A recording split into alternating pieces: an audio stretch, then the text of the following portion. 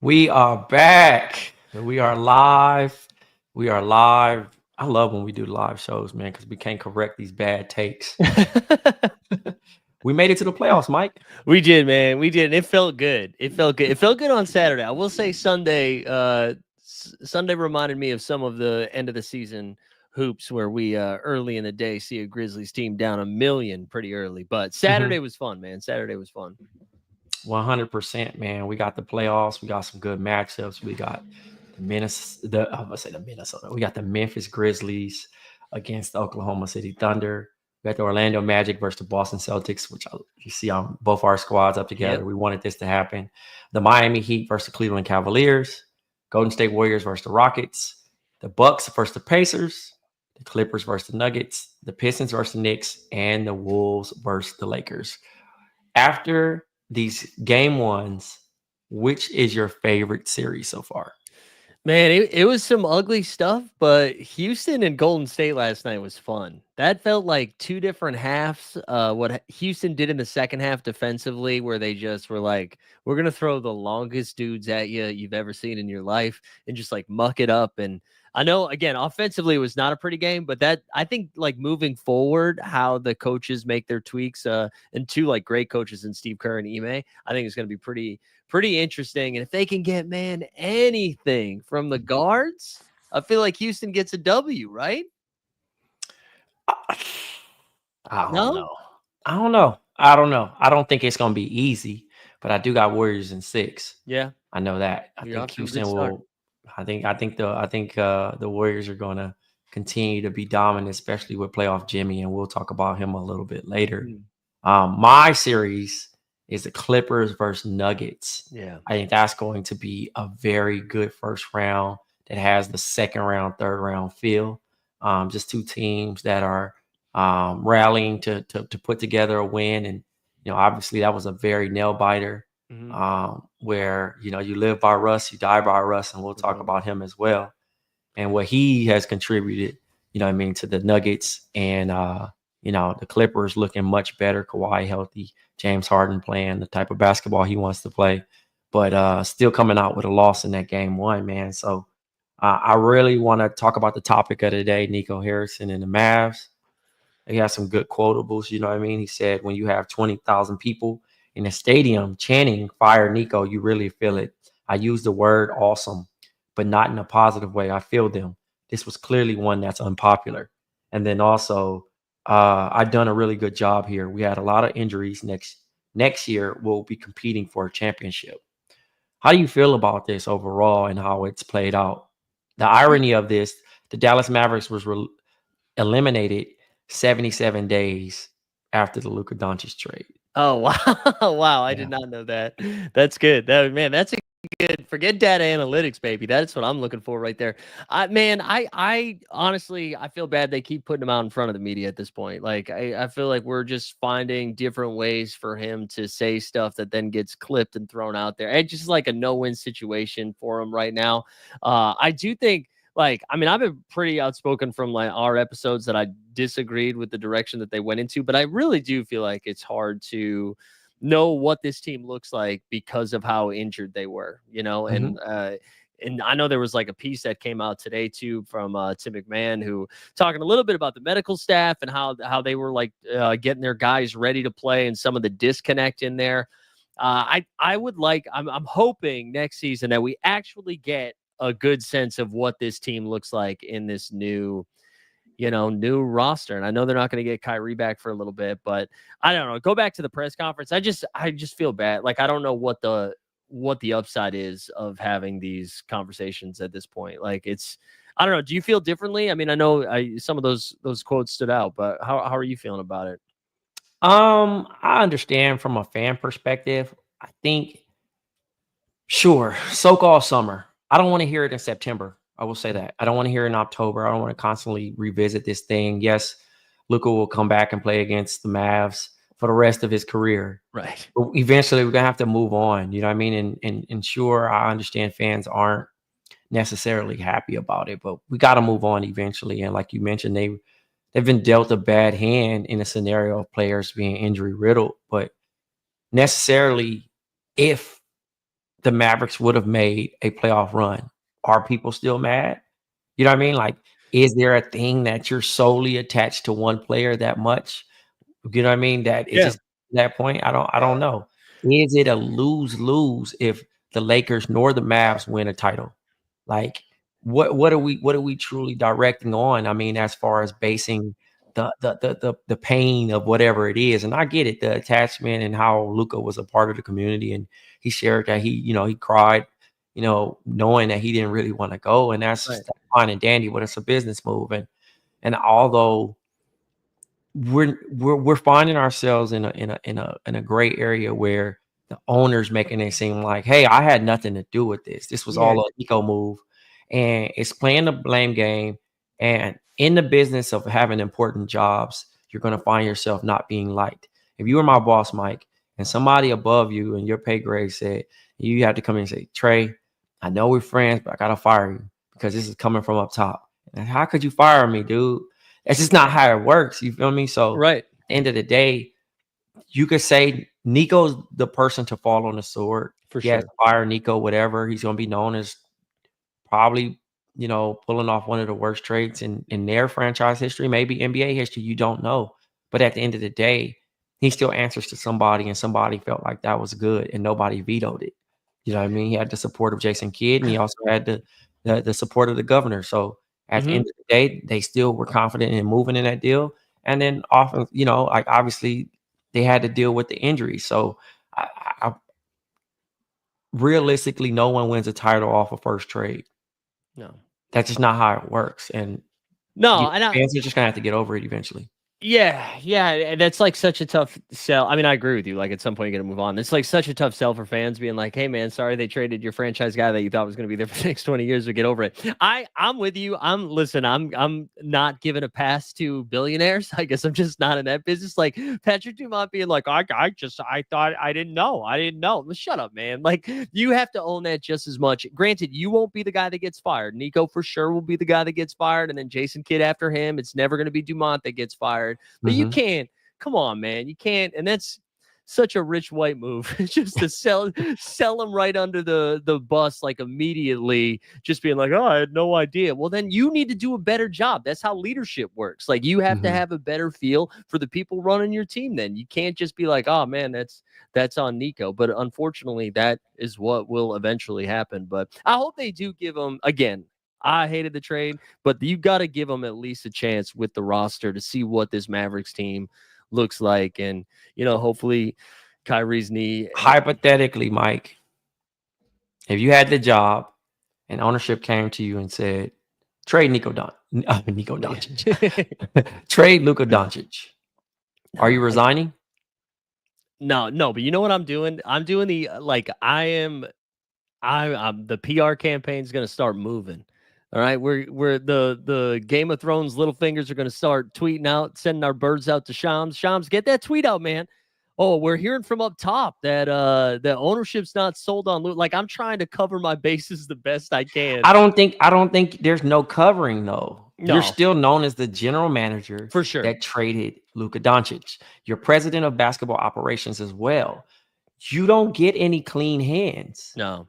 Do you think this was mostly from ownership? Because it kind of feels from like Jason Kidd too. Yeah, I agree with that. I feel like they were all on the same page. I think they were tired of it. I think they were wrong, but I think, in my opinion, I think they were just tired of it. And they're like, and fine, you got one guy that says, I don't care. Yeah, it is what it is. Yeah. Nico don't care. And I think I'm somewhere in the back of my mind really thinks that bro is gonna end up back at Nike. Yeah. He's going to be back at Nike, right where he's beloved, and do some great things. No one's chanting fire anybody at Nike. You know what I mean? Like that's a calmer environment. That is a calmer environment. I really do. It is starting to feel, and I don't even mean this jokingly, but it's starting to feel like bullying. Like it's mean now. Like I feel bad. I don't want them to do press conferences anymore. I just, let's. I mean, you do exit interviews anyway. It is what it is. Yeah. And the timing of it, everybody's benefiting from it. It's free talking piece, even us talking about it right now, which I want to move on. I'm going to transition. And this is going to be our last time talking about this, but I had to because those quotes came out. But yeah, I don't want to hear about it anymore. The deal has been made. The medical has been cleared. Number 77 wears purple and gold now. And, it's a new mission. Kyrie Irving's potentially going to get a 3-year deal. Yeah. You know what I mean? And guys are going to continue to build on that squad. Let's talk about another series, right? Damian Lillard has been upgraded to questionable for game 2 against the Indiana Pacers. You've seen a clip of Damian Lillard and Tyrese Halliburton going at it. Great. They have some history over the past. What's your thoughts on that? Does Dame actually elevate the Bucks to get over the hump? But also, mind you, Dame hasn't been active in practice or anything else up and down in the past 6 weeks. Do you think that he can just turn it on and save the Bucks from being eliminated? I think compared to what else the Bucks are running out there right now, he can turn it on, but I don't know if it's going to be enough to put him over the Pacers hump. Man, the Pacers, like the one thing they do well, not the one thing, but one of the things they do well is send like guard dogs at you. Like Nembhard does not mess around on the defensive end. He will pick you up 94, like from start to finish will pick you up. And Dame, who hasn't played in a few weeks, and honestly, first of all, shout out to Dame for just being healthy, man. The fact that he's this close to playing playoff basketball after dealing with the blood clot is like incredible. But I don't think it's going to be enough. And it's a bummer because what Giannis is doing right now is so incredible. But I mean, you and I scored the same amount of points as Kyle Kuzma this weekend. Oh man, Kyle Kuzma, 0 points, 0 rebounds, 0 assists, 0 for 5 from field goals, 0 for 2 from free throws, 0 for 2 for 3 points, 21 minutes played. Really think about it. They traded Chris Middleton to the North Wall, you know what I mean? And he got a chance to, he's at home right now at this moment. And you really thinking about a thing where what are we really doing at this point? You know what I'm saying? So it just gets really tricky because, was it really worth trading Chris Middleton when you got a guy like Kyle Kuzma not being productive? And I do think that he'll have a better game this series, but you can't have a Tony Snell homage. No, he can't. You can't. I was joking over the weekend that Chris Middleton was probably sitting back having a drink, thinking about Jimmy Butler's quote and just being like, "Kyle Kuzma over me." Like, that's a tough scene. I also think I know a lot of the talk has been no Dame in Milwaukee just being bad, and they're asking a lot of like AJ Green and Kevin Porter Jr. and Taurean Prince. I also think the Pacers are good, man. And they played a brand of basketball in game 1 where even Halliburton wasn't that great. Like Halliburton's shot wasn't falling, but they still just have so many guys that they can throw at you. They defend a little bit. I just think even with a healthy Dame, I think I would have leaned Indiana in this one.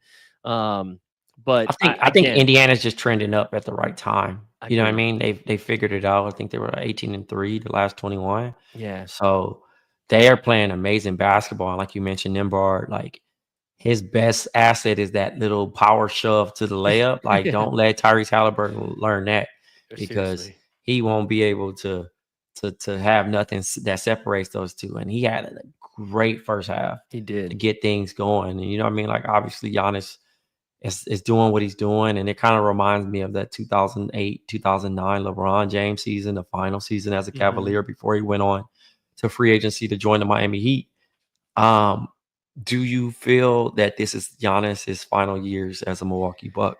I hope not, only because I think there's something special about a player like that being in a city like that and just like having again, we're just talking about the Mavs and like something Dirk did. Like I would like to see it, but I respect Giannis being like, hey, I'm in the peak of my powers right now, and I want to make sure we're competing. And if our organization's not in a place to compete, then this isn't where I'm going to be. I do kind of feel like this might be it. Playing for one team in 2025 is overrated. Yeah. All right. You think That's so? it. Just because like it's different times, man. Yeah. It's too much weight put on your game. You know what I mean? Well, and especially the 90s was a little different where it's like, oh, your household name and you want to beat them and da-da-da-da. Now it's like, if you don't win a championship, it's pretty much your career's cooked. You're going to be having this like dark cloud over your head.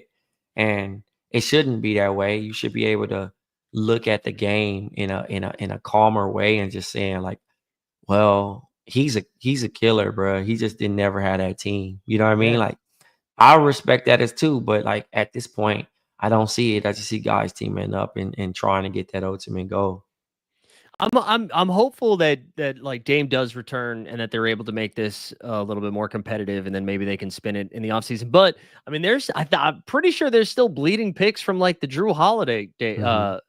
move. So I don't even know like what kind of options they've got heading into the offseason to even like make adjustments, you know? So I don't even know how they make that roster better. It's kind of, you got to figure out what you got. And everybody's getting older too. I mean, Bobby's getting older, Brooks getting Mhm. older. Like, I don't know, man.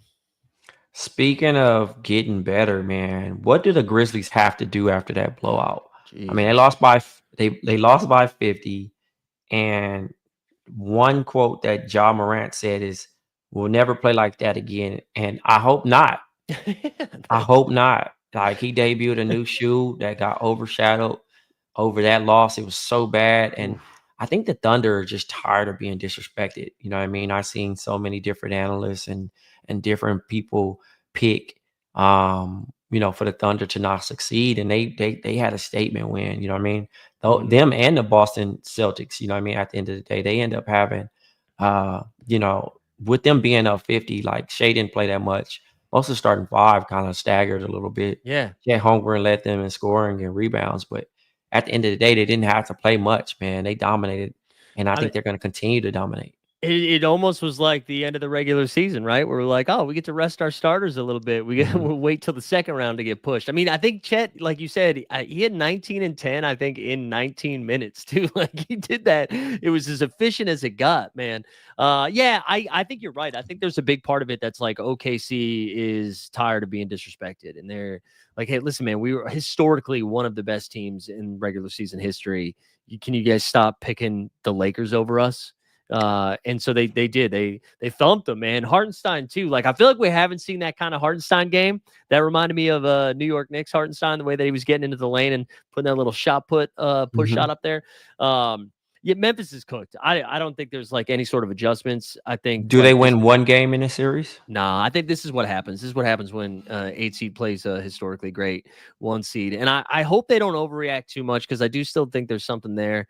But man, I was really bummed about Jaren Jackson Jr. I that was like my one. I thought Memphis was going to keep all these games close and then get cooked in the fourth quarter, kind of like what we saw with Detroit and the Knicks. Like they'd hang around.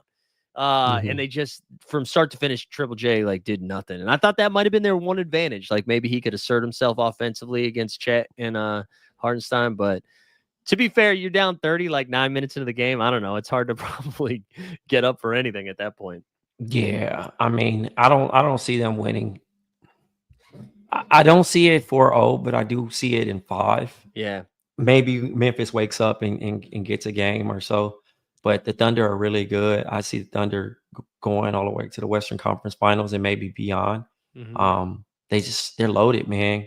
So You know, good. they got a first, second, and almost a third lineup to pull up and play. So Yeah. they're the most ready. And I think they're gonna kind of respond. Yeah. They're like a Speaking of hockey team. They're like doing hockey shifts. Like, all right, the next line in. It's crazy. Yeah, absolutely. Let's move on to my favorite series, the Clippers and Nuggets. Man, Russell Westbrook had one of the great quotes. He said, "My job is to find a way to fuck shit up." All right, excuse my language. Um, and as I was live tweeting through that game, it's the Russell Westbrook experience, Mm. right? Live by Russ, die by Russ. There's a shot in the corner where um, Russell Westbrook makes the corner three, and universally everybody's saying no, and he makes it, and then Yeah. he turns and he says, "That's why they brought me here. This is what I do." And you're kind of like, but the thing is, who else is that ballsy to take that shot? Russ is a top 75 player all time. Mhm. Why can't Russ take that shot?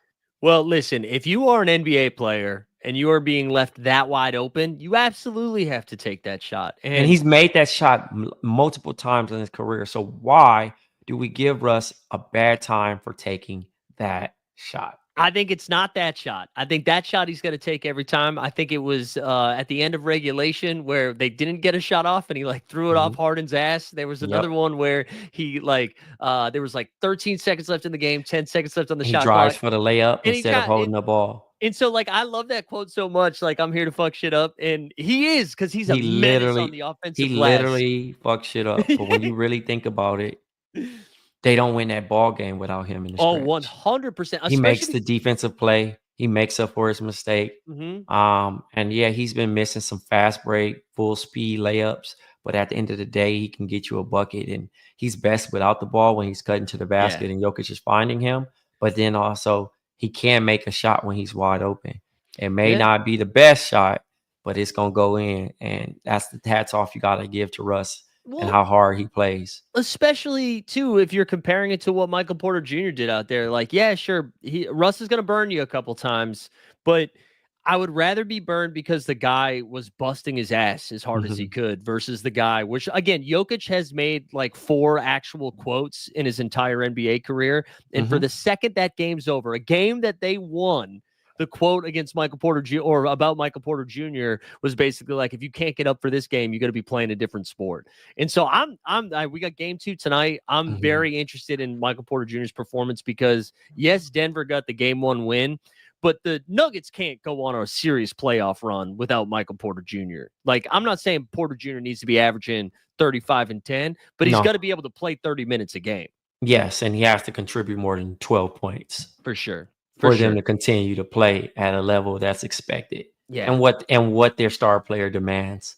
Yeah. Another series, the Lakers Wolves. How do you feel about the Lakers Wolves? I think that's a very exciting, it's very star studded, you know what I mean? Yeah. Has the power and all that. Anthony Edwards Young and definitely fun. He had some Mm-hmm. lewd things to say to the crowd, He's wild. which was very great.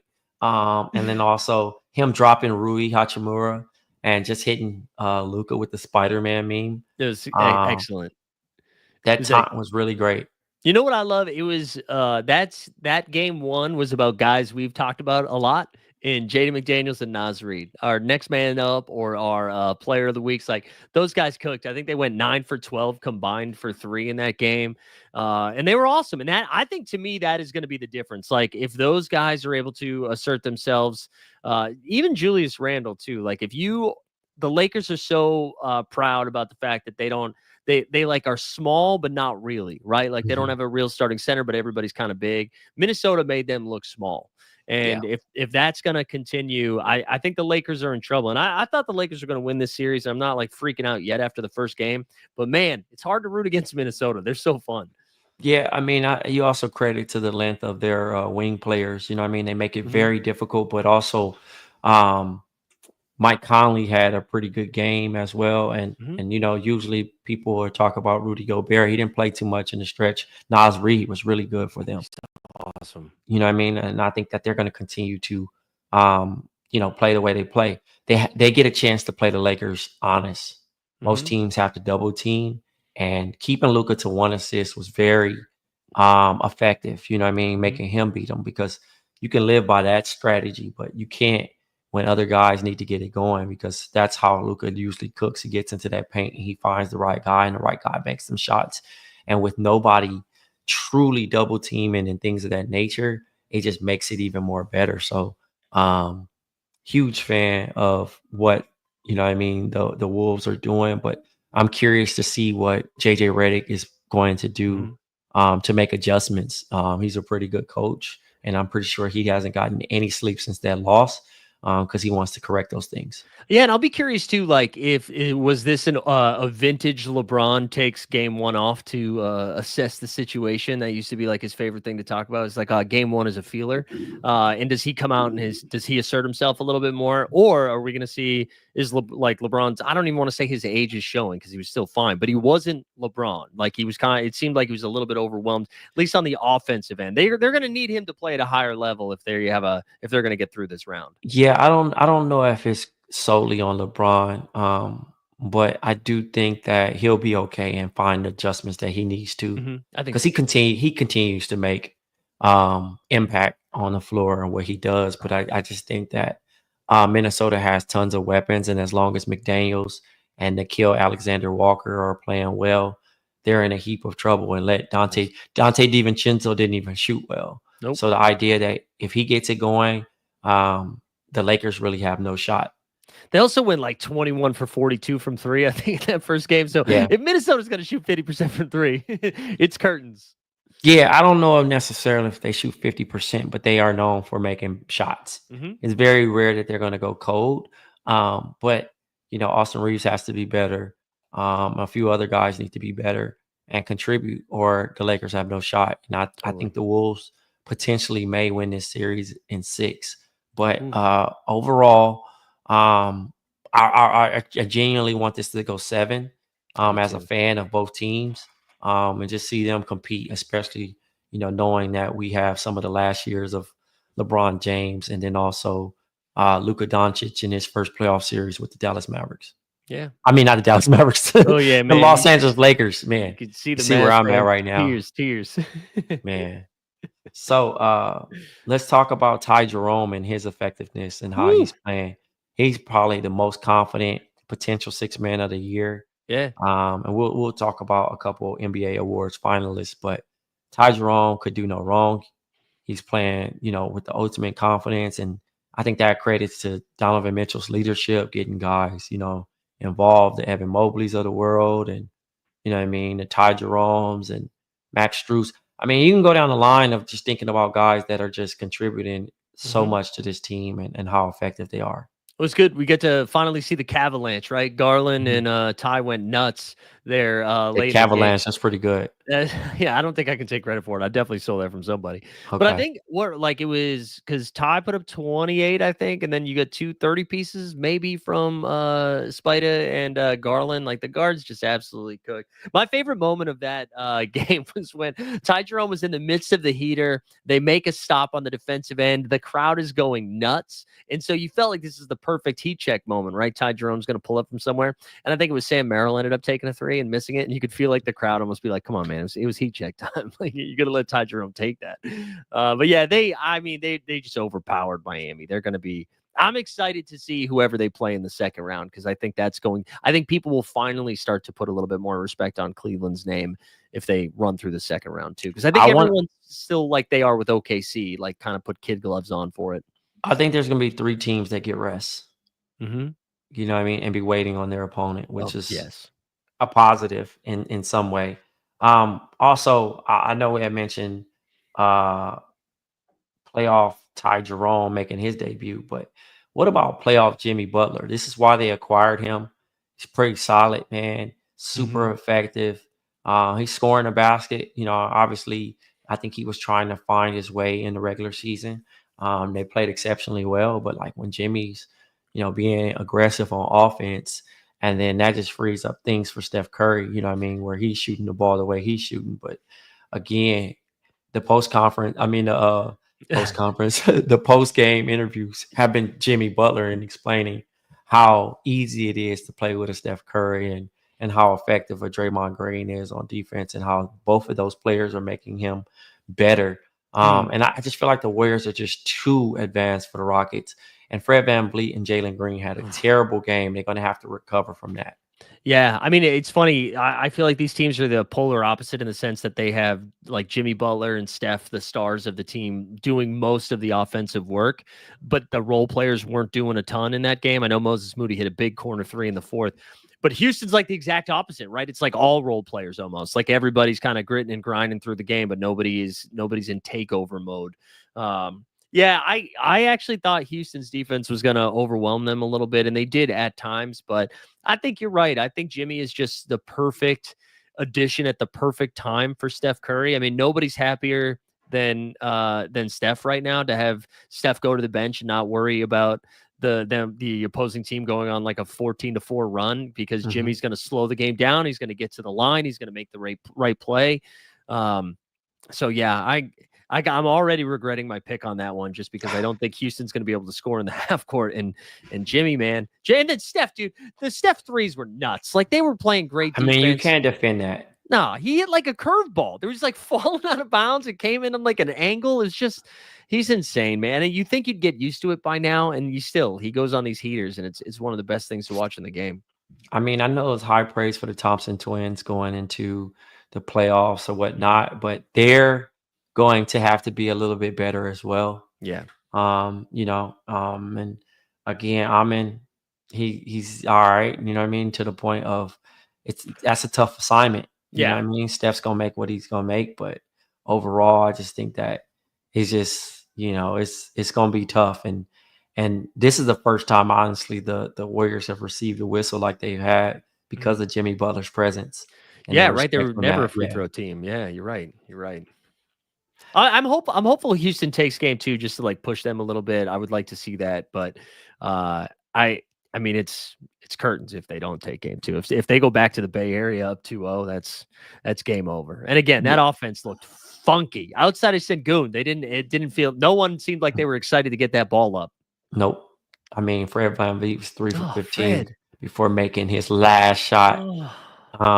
It was a big one though. Yeah, it was a big one. And to Fred's credit, or I don't even know if it's credit, he still seemed confident as he was stepping into those. I mean, yeah, you're an NBA player, you're supposed to shoot, but you got to go find it a different way. And I don't know if he was shooting them out the game or not. I don't know how. It's too early to call. Yeah. But I won't overreact off for game 1s. No, Jalen Green too. I need to see a little something there from him in game 2. He seemed a little lost, or I think he was nervous the game wasn't coming to him, so then he started to get super aggressive, but it wasn't. I don't know if it was calculated aggression. So I'm hopeful that because I don't want that to be a talking point if we go into the offseason being like, we got to fix the Jalen Green spot. I don't want that to be the dialogue, because I think what Jalen did this year was pretty good. So I'm hopeful he can build off of it. Yeah, Mike in the chat talks about Kuminga not playing and wonder if he takes the floor, but I don't think that matters at the moment. I think that they got their guys and who they want to use, and I don't think it's one of their issues at the moment. So I think he'll figure it out, and if Kerr wants to play him, then play him. But if not, he needs to find a new agent and find a new home. So that's the thing. He'll be elsewhere. Let's talk about your Boston Celtics, man. Whew, hey, Orlando gave him a fight though. Paolo, baby. I ain't with it. We gave a fight until we couldn't give a fight. That third quarter, man. Yeah. Boston Celtics just went off. Listen, Jonathan Isaac can't be your third highest scoring guy, and it also can't be 7 points. You know what I mean? Like, your third highest scoring guy can't have 7. And so that was always going to be the thing, right? I think Paolo and Franz will combine for like 60 a game this entire series, but it's just not going to be enough, because as long as the Celtics bring the effort defensively, even if they go cold from offense, like from 3 or whatever, they're still. You just don't have enough juice yet. You're missing Suggs so badly. But I don't know. I'm trying to take like glass half full from it. And I know you are the Magic man, so I'm curious your take. But I think if you walk away with Paolo and Franz knowing you got those guys, you just got to upgrade the guard position. And then, I don't know. I mean, the Boogie and the Beast, they did what they can do. But we need a point guard bad. So bad. We need a point guard bad. I don't think we have a shot in hell. The Celtics are really good. Hopefully we get no more bad puns from Jaylen Brown, but oh God, you can't mic him up, man. You can't. But at the end of the day, like, I mean, they're just competing hard. You know what I mean? They're getting some good minutes and some bad minutes from Cole Anthony. And look down the line. I mean, this Celtics team is just really good. And like I said, I wish that we could tire them out, but like at the end of the day, I don't think this is going to go any further than maybe 5 games. Yeah. I was hopeful Anthony Black would get a little bit more run. I thought he did a good job out there defensively, and maybe there's just limitations offensively are too much, so they're not doing it. But I don't know. I'd like to see a little bit more from him, because I don't think this is the series for Cole Anthony. I don't. I think you could only like put him out there when Peyton Pritchard's out there. There's just the White and Holiday are like too long, too strong defensively. I feel like it's a tough matchup for him. Yeah, no, for sure. And, I think, Coach Mosley is going to have to make his adjustments and look down at that bench and see who's actually ready to play. But I wanted to put a little bit more conversation on the NBA Awards finalists. Yeah. We had our picks, but let's talk about this. So the NBA clutch players, Jalen Brunson, Anthony Edwards, Nikola Jokic. Who is your pick? Yeah, I feel like whoever wins, I'm not mad at. I think I would pick Jokic there because I feel like he has to hit the toughest shot at the toughest point of every game. But Mhm. I mean, all three of those guys seem to hit the big shot in the big moment every time. So I wouldn't be mad. My pick would be Jokic, but I don't feel too strongly either way on My these pick three. is Jalen Brunson. Got to have some Nick There representation you in go. awards. There you go. No. So for defensive player of the year, Dyson Daniels, Draymond Green, Evan Mobley. I'm sticking with Dyson Daniels. I was happy he made the top three. I thought we went too far outside the box. So I'm happy he made the top three. I don't think he's gonna win, but that's my pick. Well, I want to be honest. I was campaigning for Draymond Green. Mm-hmm. I do have Dyson Daniels winning, but Evan Mobley definitely should have a shot at winning this. Yeah. It shouldn't be just a conversation of second place. He should definitely be the winner of Defensive Player of the Year because I think he of is gonna win. how the teams were won. But Dyson Daniels is, he had a great year. Beast mode. Most improved player, Cade Cunningham, Dyson Daniels, Avaka Zubac. I don't think Cade Cunningham should ever qualify for a most improved being the number one pick. Agreed. And he's probably gonna win, but let's agree right now, neither of us will pick him because that's terrible. Yeah. I mean, I had Zubac. I've been Yeah. riding for Zubac. I thought that he was being super effective, but yeah, I don't know. I mean, I think this is Cade's award to win, to be honest. So we'll see. Yeah. I stayed with Dyson Daniels on that one too. I was like a two-time award winner Dyson Daniels this season for me. But I agree with you. I think Cade's gonna win it. You definitely rode with that, so I respect that. I respect the consistency on that. What about most valuable player? They got Giannis Antetokounmpo, Shai Gilgeous-Alexander, or Nikola Jokic. 3 foreign players, by the way. Yeah, it's Shai. It's Shai. Shai. No Donovan Mitchell, no LeBron James, No Tatum. no Tatum. No Tatum. I think it's Shai though, right? Are you still with I've SGA? always been SGA. I Yeah. never switched up. I think Yeah. SGA has been dominant all year. And again, this is a regular season award. Mm-hmm. So despite the performances in the postseason, he should not be discussed or looped into that. But Giannis was great.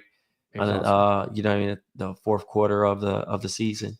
And then, Nikola Jokic is right there. If anything, I'm down to do a co-MVP if we had to. Yeah, like this is again, I think we mentioned this on a previous show. I won't be mad if it's Jokic or SGA. Like this isn't one of those times where we have to go on ESPN and then start a conversation that no one's qualified to have. Like I'm happy whether it's Jokic or SGA. They both put up insane numbers this year, so I'm cool either way. Yeah, no, great call on that. Okay, rookie of the year, Stephen Castle, Zachary Risache, and Jalen Wells. Man, you've been just crushing that French pronunciation there. The Man, Risache involvement, it's been A+. I'm still mad that I messed his name up that one episode. Nah, we got to get you a beret now. I feel like you're Team France at this point. Nah, I'm still American, man. We good. I think it's Castle, right? I mean, Castle. Castle's yeah, he's too good. I thought Sarr should have been in the mix, but Wells was good. Sarr's last month was really good. Yeah, Sarr's had a good month, and then Risache, he was playing pretty well too. He kind of figured it out. But that's a good note for a number one pick to be in the conversation. So that means despite Landry Fields getting fired today, I thought that was weird. I thought that Landry Fields move was weird. Yeah, I don't know how to like really justify that stuff, but it's unfortunate. I thought that they overachieved a little bit. Yeah, with all especially the they were moves. moving guys at the deadline. Like And they lost. They also lost Johnson. You know what I mean? Yeah. Like he was having an all-star like year. I think we have a different thing. So it is what it is, and it's unfortunate. No one likes to see anybody lose their job, but it is what it is. Yeah. 6 man of the year: Malik Beasley, Ty Jerome, or Peyton Pritchard. I'm riding with Peyton Pritchard. Let's go. But Ty Jerome is a huge favorite, and then Malik Beasley is also playing extremely well. So, very competitive race, just like the most valuable player race. It is kind of funny too, like all three of man. those guys, similar roles on like really competitive teams where they just come in and flamethrow, right? Whether it's Beasley, and some of them do it a little bit differently. Like I think Jerome can get to the rack in a different way compared to like Beasley and Pritchard, but same guy, like just flamethrowers off the bench. That's real. NBA Coach of the Year. I don't know if they're going to get this one right. They got Kenny Atkinson, JB Bickerstaff, and Ime Udoka. I had Ime Udoka as my choice. But I'm not mad if JB or Kenny wins as Yeah. well. I think these are the three we had too when we initially did it, right? I think Hmm. the only difference we both had JB3, I think, and I had Kenny 1 and Ime 2, and you had Ime 1 and Kenny 2. Is that right? Yes. Yeah. Yeah. So it's close. It's all very deserving, right? Like all insanely deserving. Yeah, no, for sure. I mean, this is going to be a fun playoffs. I still don't know who's going to win. Do you have your guess of who's going to win it all? Man, I kind of feel like we're gonna look back on this playoffs maybe like 6 months from now and be like, wow, we just didn't realize how good OKC was, huh? Yeah, Would you be surprised if all of a sudden they get to the finals and they've lost one game so far? I could see that. Yeah. I also see it from a perspective of if they don't win, then Yeah. they've failed. They're in the So honeymoon phase right now, right? Where they're like, oh, they got all these assets. Everybody's so young and fun. The mhm. second you don't get there, everybody gets angry. We've seen it happen so many times. Yeah, I mean, my patience is going thin. I hate over talking about a number one regular season team. Hmm. Like I want to see it done in the playoffs. Do it in the playoffs to impress me. Yeah. So again, I enjoy watching them play. They have my respect, but I Hmm. need them to win.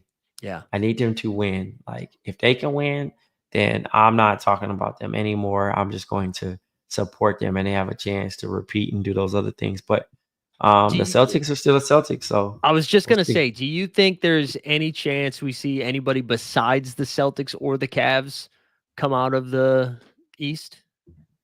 Uh, that's a good question. I don't think so. No, me neither. I don't think so. I mean, yeah, it's one of those things, man. You just I don't know. I Yeah, they think they both that seem too good. the thing about the Celtics is that Tatum can have a mediocre game and his team is just going to pick up the slack, dude. Yeah. You know what I loved about that Tatum game too? Sorry to wax poetically about the Celtics here at the end. He wasn't shooting the ball well, but then he did other stuff, man. Went out and got 17 rebounds, defending or doing his best to defend those Magic wings. I don't know, like that's what I appreciate when a star who is a scorer can't get the ball to fall, finds other ways to impact the game. And I know it's easy to say that when you got three other all-stars on your team, but that's Yeah. what I love about Tatum. Nah, 100%. So, I mean, we've covered mostly everything. I can't wait to talk about this later on in the week. We're back, by the way, for Hoop Sense. We will be having live shows. So tune in. Continue to support me and Mike Hell yeah. throughout this playoff series, and we'll see who's wrong and who's right, and have some more information for you guys. Thanks for tuning in. See you guys.